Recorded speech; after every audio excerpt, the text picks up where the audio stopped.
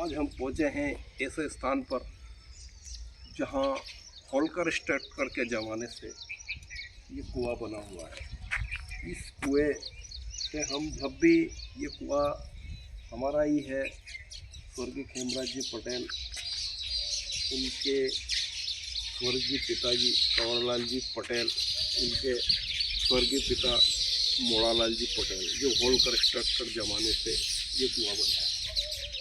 इस कुएं पर हम बता रहे हैं कि ये रंग बिरंगी चिड़िया जो है, यहाँ ये पौधा बहुत समय से ये इस झाड़ी में है। और इतने घर, इतने में कितने गिन के बताऊँ आपको, 1 2 3 4 5 6 7 8 9 10 11 12 13 14 15 16 17 18 19 20 21 22 23 24 25 26 27 28 29 30 31 घर है।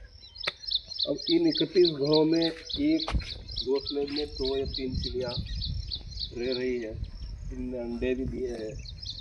और आपको हम बताना चाहेंगे कि वो जो चिड़िया है वो एक एक तिनका बिन बिन कर इस घर को बना रही है। और हम चाह रहे हैं कि इस कुएं की साफ सफाई करें, लेकिन अंदर से दिल नहीं कह रहा है कि कितने 31 घर को अगर हम उजाड़ देंगे तो ये बेचारे पक्षी कहाँ जाएंगे। बेजान पक्षी इतनी मुश्किल से इन्होंने एक एक तिनका इकट्ठा करके ये घर बनाया है। तो इस तरह से ये पक्षी हैं, तो एक पक्षी अपना गुजारा करके अपने रहने का आवास बना लेता है। इससे हमें बहुत बड़ी एक शिक्षा ली है। हम इस पानी की भी बहुत अच्छी एक खासियत है कि हमारे यहाँ हमारे सगस महाराज पुरखों के ज़माने से बैठे हैं। और इतना हमारा एरिया है, पूरा एरिया इनकी आशीर्वाद से चमन है। यहाँ की एक खासियत है कि यहाँ कभी चोर आते नहीं हैं। और कभी एक बार चोर आए थे, उन्होंने कोशिश करी थी हमारे मोटर को बाहर निकालने की।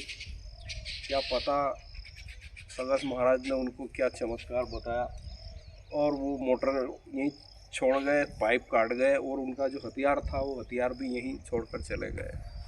इस तरह से जो हम आस्था, जो देवता की आस्था को जो मानते हैं, जो हमारे सगस महाराज जी बैठे हैं, हम रात में हो, कभी भी हो, जब भी आते हैं सिर्फ इनका नाम लेते हैं और सारे काम इनके आशीर्वाद से बहुत अच्छे बनते हैं। अब हमने अर्जी यहाँ के रोड के लिए भी लगा रखी है। बाईपास भी अब आ रहा है, तो अब क्या पता बाईपास कब आएगा, कह नहीं सकते हैं। पर अब कहाँ से निकाले हैं क्या, थोड़े थोड़े दिन में इनकी एस्टीमेट चेंज हो रहा है।